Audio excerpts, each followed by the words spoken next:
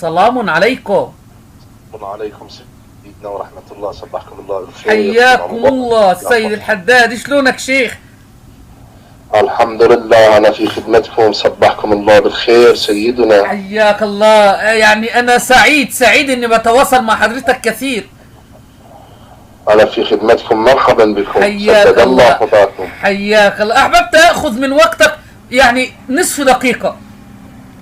خدمتكم تفضل. حياك الله يا شيخ. الله سبحانه وتعالى يقول ما فرطنا في الكتاب من شيء ولقد يسرنا.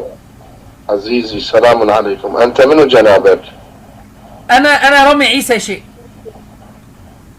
أنا ما أعرفك حقيقة يعني ما متصل. أنا هعرفك أنا مين حالا يا شيخ. ما أنا يعني أنا جاي في الكلام لحضرتك. الله يقول ما فرطنا في الكتاب من شيء ولقد يسرنا القرآن للذكر. فالكتاب ما فرط فيه من شيء.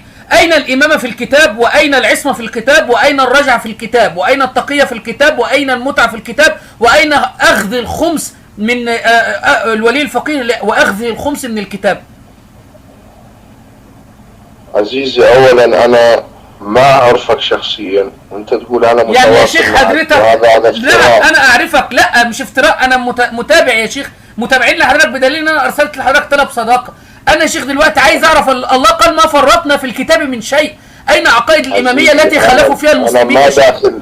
اسمح لي يا مولانا جزاك الله خيرا. أنت الآن أنا ما داخل معك في محادثة ولا ما أعرفك سابقا ولا ما. طيب يا شيخ أنا اسمي رامي عيسى من أهل السنة والجماعة وبسأل حضرتك هات لي أي عقيدة خالفتم فيها المسلمين بآية محكمة من القرآن الكريم. الله يقول ما فرطنا في الكتاب من شيء. بعدش أنت تكتب على شخصيتك بشر الحسيني؟ معلش يا شيخ علشان الشيعة يردوا عليا يا شيخ. لأن لو كتبت باسم سني ودخلت بصورتي الحقيقية ما حدش هيرد عليا والمعممين مش هيردوا علي.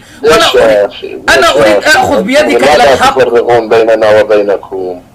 نحن نشهد الشهادتين. ونبينا محمد ونبيكم محمد. نعم. ونحن من سمع عنكم ومن قال يفتري علينا أننا لا نحب الصحابة لعن الله من لا يحب الصحابة. نعم يعني أنت صحابة رسول الله. عزيزي اسمح لي جزاك الله خير. اتركنا من كل شيء. أنا وأنت قلب واحد وجسد واحد ويد واحدة. لماذا تفعلون هكذا؟ ما أنا أقول لك يا شيخ اللي خلانا نفعل ذلك يا شيخ نعمة الله الجزائري ما قال في كتابه الأنوار النعمانية أنكم لا تجتمعون معنا على إله ولا نبي ولا إمام لأننا نقول أئمة أبو بكر. أنت الآن أنا أسألك سؤال يا شيخ يا حضرتك جنابك. أنا أكون في خدمتك. تفضل يا شيخ. أنا لما نذهب إلى الحج لماذا نذهب إلى الحج؟ كما يقال علينا أننا نحج عند الحسين. نحن لا نحج عند الحسين. أنا أعلم يا شيخ بس أنا عندي تسجيل لعلي القراني يقول أن يوجد من الحجاج كفرة. علي القراني تسجيل صوت وصورة. أنا ممكن يعني يا أخي جزاك الله خير. أنا ما لي علاقة لا بالقراني ولا بفلان. أنا أدعو إلى الوحدة الإسلامية. لا فرق بين سني وشيعي إلا بتقوى الله. لا فرق بين عمر وعلي إلا بتقوى الله. لا فرق بين عائشة وأم سلمة إلا بتقوى الله. لا فرق بيننا وبينكم إلا بتقوى الله. والله هذا من افتراءات إسرائيل. والله يا أخي لنتوحد يجتمع الشمل لحررنا فلسطين وحررنا الأرض العربية المغتصبة في السودان. حضرتك مقلد مين يا شيخ؟ حضرتك بتقلد مين يا سيد حداد؟ أنا في خدمتكم. أنا أقلد الشهيد الصدر رضوان الله تعالى عليه. طيب يا شيخ أنا هطلع لك الآن من كتاب أنا هطلع لك الآن. طب اسمعني يا شيخ اسمعني. جزاك الله خير. اسمعني أنا هطلع لك الآن من كتاب الشهيد الصدر إن بيقول الوهابي نجس. هطلع لك الآن من صفحة من كتاب الشهيد الصدر إن الوهابي النصيبي نجس. أنا أسألك سؤال. أنت وهابي؟ نعم أنا متبع للشيخ محمد بن عبد الوهاب. يا أخي أنا ما لي علاقة بالاتباع. الآن أنت داعشي. طب بص يا شيخ انا هفتح لك الكاميرا الان واعرض لك كتب الشيخ محمد بن عبد الوهاب قدامي كلها الان. كشف الشبهات التوحيد وطلع لي ايه هي اخطاء الشيخ محمد بن عبد الوهاب ده اتجنبها. انا لم اقول الشيخ محمد بن عبد الوهاب مخطئ يا عزيزي. انا لم اقول لاني لم اطلع على كتب الشيخ. ما هو سيدك اللي حضرتك بتتابعه الصدر. اسمعني يا عزيزي اعطينا فرد فرصه جزاك الله خير. انا لم اطلع على كتب الشيخ محمد بن لكن قد يكون مقلدي أو أستاذنا أو المرجع هو اطلع على فالشبهات وقعت في كتاب الشيخ محمد. لكن نحن لا نقول بإقرار على أنه محمد بن عبد الوهاب كافر ولا نقول كذا. الآن ما يحدث في العراق وما يحدث في هل هذا سفك للدماء المسلمين ولا أنا وأنت نتشاهد الشهادتين؟ صدقت يا شيخ، هذا من الحشد الشعبي، الحشد الشعبي النجس الذي قتل الطفل السني. هل أقول أنا أشهد أن الحسين الله أم أقول أشهد أن عليا الله؟ لم أقل هكذا، بل أشهد أن لا إله إلا الله وحده لا شريك له. بس في نواقض يا شيخ، في نواقض للا إله إلا الله. نتفق في الإسلام يا شيخ، اتركونا من هذا دماء تسال دماء الآن في العراق. طب أنت إيه رأيك يا شيخ في الحشد الشعبي وجرائم الحشد الشعبي؟ الحشد الشعبي قتل طفل سني قبل أمس. مولانا بكل فعل ردة فعل. أنت لم تدخل للعراق. الأخوة من أهل السنة، أنا ذهبت إلى الرمادي وذهبت إلى الموصل والتقيت بعشائر الجبور والتقيت بعشائر الآل عيسى من أخوتنا أبناء العامة. أنا لا أقول السنة بل أخوتنا، ذكرنا لهم إخوان احذروا من الفكر التكفيري، احذروا من الفكر التكفيري. لم يحذروا من الفكر التكفيري يا شيخ. الفكر التكفيري موجود يا شيخ عند الإمامية الاثني عشرية. اسمعني يا أخي جزاك الله خير. طب ما أنت يا شيخ يا سيد حيدر وأنا أسمعك على طول وحضرتك مش هتسمعني. ما هو الفكر التكفيري ده موجود عند الإمامية الاثني عشرية يا شيخ حيدر، وأثبت لك الآن ذلك أن الإمامية الاثنى عشرية كما قال المفيد اتفقت الإمامية على أن من أنكر أحد الأئمة فهو كافر حلال دم والمال يا شيخ، كافر نجس حلال دم والمال كما قال نعمة الله الجزائري والمفيد ومحمد بكر المجلسي. زين، أنا أسألك ما رأيك بالأئمة الاثنى عشر أنت كمن؟ أنا أعتقد أن مهدي الشيعة الإمام الثاني عشر هذا خرافة أكذوبة يعني يكذب به معممي الشيعة ومراجع الشيعة. ولو حضرتك تحب ان افتح لك الكاميرا الان واقرا عليك من كتاب النجم الثاقب في احوال الامام الحجه الغائب واثبت لك ان هذا الخرافه اللي من 1200 سنه تقولون اللهم عجل لوليك الحجه، اللهم عجل فرج لوليك الحجه، هذا انسان خرافه تنتظرونه. اعتبر ان نرجس هذه امراه خرافيه ايضا نصرانيه ولا كانت امه سوداء ولا اسمها صقيل ولا اسمها برضه بخلاف. اما بقيه ائمه هم ائمه لاهل السنه والجماعه، لكن لا اقول ان علي بن ابي طالب هو الخليفه بعد النبي لانه لا يوجد دليل ولم يطلب علي بن ابي طالب الامامه لنفسه، ولم ياتي الحسن ويقول وانا اسم ابني معاويه فأتردى عن سيدي معاوية رضي الله عنه وأقول إن حصل اقتتال ما بين علي ومعاوية وهم مسلمان بدليل وإن طائفتان من المؤمنين اقتتلوا فأصلحوا بينهما. وقال علي بن أبي طالب في نهج البلاغة إخواننا بغوا علينا. أنا أدعوك الآن يا شيخ سيد يا سيد الحداد لأن تكون سني من أهل السنة والجماعة ودعك من دين القم ودين المجلسي ودين نعمة الله الجزائري. وأنا أدعوك أن تترك دين محمد بن عبد الوهاب. طيب يا شيخ جميل وأنا موافق يا شيخ. تراني الآن الكاميرا هي يا شيخ، خليك معايا. هذا يا شيخ كتاب كشف الشبهات وهذا كتاب التوحيد للشيخ محمد بن عبد الوهاب. تعال بص الكاميرا أنا فتحتها لك. قول لي إيه هي أخطاء محمد بن عبد الوهاب وطلع لك رسائل محمد الأصول الثلاثة. تقول لي إيه هي أخطاء محمد بن عبد الوهاب يا شيخ وأنا الآن قول لي وأنا الآن أتبرأ منها. اتفضل يا شيخ. هو يفكر الآن كل كتبه تفكر بالفكر الجهادي ونحن لا نعتقد بالفكر الجهادي. نعم انت لابد انك تعطل الجهاد لانه اي راية ترفع قبل راية الامام فصاحبها طاغوت، فراية داعش طاغوت وراية بشار طاغوت. ان هذه رواية عندكم. منصورين على الدواعش ان شاء الله منصورين. طيب الله يقول وجاهدوا في سبيل الله وانت تقول لا للجهاد. الله يعني تقتلون النفس التي حرم الله قتلها الا بالحق. جميل جميل. واين الشيخ محمد بن عبد الوهاب؟ اول حاجه لا يكفر بدليل ما جاء ما قاله الشيخ محمد بن عبد الوهاب. هو شيخ الطائفيه.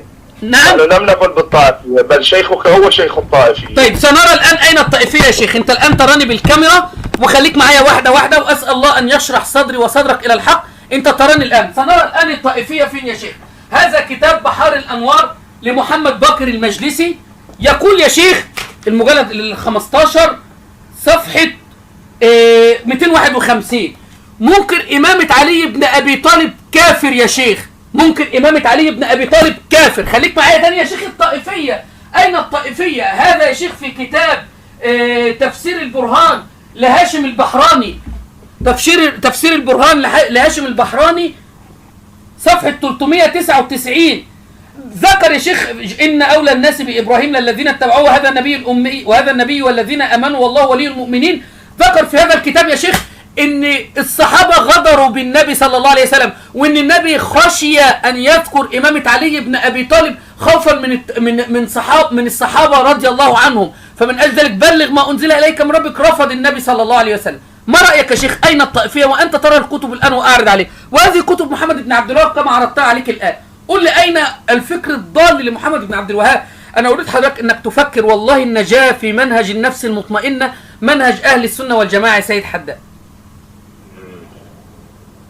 بالي بعد وأنا أقول لك يا شيخ، أنت خليك معايا يا شيخ، أنت على هذا، أنت على دين هؤلاء يا شيخ. بص يا شيخ، هذا الكتاب الكافي لمحمد بن يعقوب الكليني اللي رفض يعرضه على المهدي يا شيخ، اللي كان موجود في عصر السفراء الأربعة، بيقول يا شيخ بتحريف القرآن. وعلى فكرة بالمناسبة محمد بن يعقوب الكليني الفيض الكاشاني في تفسير الصفي قال: وكان شيخنا محمد بن يعقوب الكليني رضوان الله عليه يعتقد بالتحريف بالزيادة والنقصان في القرآن الكريم. هذا يا شيخ بيقول لك يا شيخ في الأصول، بيقول إن الشياطين بتحفظ الإنسان، بيقول إن فاطمة لو قرأت آية الكرسي الشياطين تأتيك تحفظك، بيقول إن فاطمة مسكت بتلابيب عمر.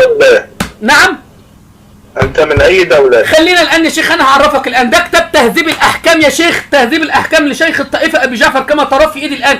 بيقول يا شيخ: لا بأس للبكر أن تتمتع بغير إذن وليها، وينسب هذا للإمام أبي عبد الله عياذا بالله، إن بنتك يا شيخ عياذا بالله تخرج بدل ما تذهب للمدرسة تذهب إلى شقة من الشقق مع صديقها. هذا كتاب من لا يحضره الفقيه يا شيخ مليان ضلالات، وأنا انتهيت منه إن شاء الله، وفي بحث اسمه نقد كتاب من لا يحضره الفقيه انتهيت منه كما ترى انتهيت منه، طلعت منه ضلالات أكثر من يعني من حوالي 300 صفحة من ضلالات هذا الكتاب. فقه ما أنزل الله به من سلطان، الرسول بيزيد في الصلاة عما فرض الله تبارك وتعالى من أجل فاطمة، الإمام علي هو النفث، يعني أشياء غريبة جدا يا شيخ. أنا أدعوك والله، أنت متمسك بمحمد بن يعقوب الكليني ونعمة الله الجزائري ومحمد الباقر المجلسي، أنا أريدك أن تتمسك بقال الله قال رسوله. هتقول لي أنا بتمسك بأقوال العترة، ما هي دي الكتب الأربعة عند حضرتك اللي أنا ماسكها في إيدي دي الكتب الأربعة عند حضرتك كلها يا شيخ لم تثبت عن العترة أصلا، معظمها جلها مكذوب على أبي عبد الله عليه السلام. حتى بص يا شيخ هذا الكتاب يا شيخ، كتاب مشارك أنوار اليقين لرجب البرسي شيخنا الحداد، وأنا سعيد أني متواصل معاك. مشارك أنوار اليقين في أسرار أمير المؤمنين الحافظ رجب البرسي. تشوف ترى الأمين يا شيخ ماذا يقول عن رجب البرسي ويعظمه قد إيه. بيقول إن عليه هو الله، بيقول إن عليه هو الله، هو الأول والآخر والظاهر والباطن، هو اسم الله الأعظم. في أي صفحة يقول عليه هو الله؟ في أي صفحة؟ أقرأ عليك يا شيخ في الخطبة الافتخارية: أنا المنادي ألست بربكم، سيدنا علي رضي الله عنه. ده رقم 1. رقم 2، بص يا شيخ، قال في صفحة 266، الصفحة قدام حضرتك اهو، شايف بالكاميرا. قال علي بن أبي طالب: أنا صاحب جنات الخلود، أنا مجري الأنهار، أنهارا من ماء تيار، وأنهار من لبن، وأنهار من عسل مصفى، أنا رافع إدريس مكانا عليا فوقيها، أنا منطق عيسى في المهد صبية، أنا مدين الميادين وواضع الأرض، أنا قاسمها أخماسا، أنا الذي عفيت أيوب، أنا أرسيت الجبال الشامخات وفجرت العيون الجاريات، أنا غارس الأشجار. حتى المرجع صادق الشيرازي، وأنا أعلم أنك لا تأخذ بصادق الشيرازي، بتقلد الصدر. المرجع صادق الشيرازي يا شيخ تكلم في ذلك وقال الخطبة الافتخارية صحيحة ولها تأويلات. يا شيخ الحداد انجو بنفسك، والله أنا أتمنى لك الجنة كما أتمنى لنفسي والله. جزاك الله خير.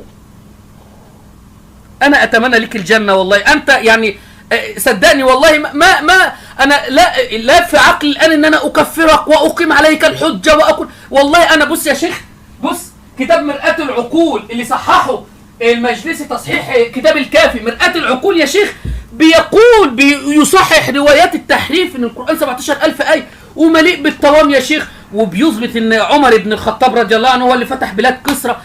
الكتب يا شيخ حتى انت تعرف ان ده اخباري، اللي خلاه يبقى اصولي ويصحح الكافي. ومع ذلك يا شيخ انت تعلم في الحسينيات وغلو المعممين في الحسينيات يأتوا بالروايات اللي موجودة في البحار، والروايات اللي موجودة مثلا في تفسير القرآن للزبيدي المليئة بالضلالات، ويقولون روايات ما أنزل الله بها من سلطان.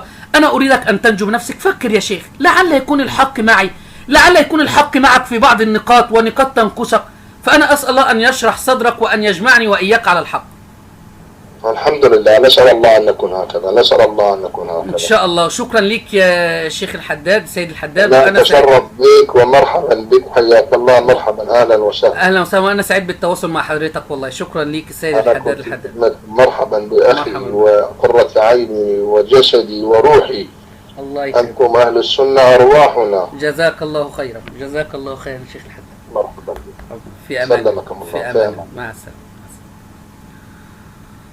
أسأل الله أن يهديه وأن يشرح صدره إلى الحق. يا إخوة سيد كبير، يعني أنتوا إما تعرفوا أن أنا بقول السيد صاحب عمامة سوداء، سيد كبير. فهل تروا يا إخوة أن فعلا أن هو باحث فعلا أن ثقة؟ نسأل الله أن يهديه، نسأل الله أن يهديه وأن يشرح صدره إلى نور مذهب النفس المطمئنة، مذهب أهل السنة والجماعة.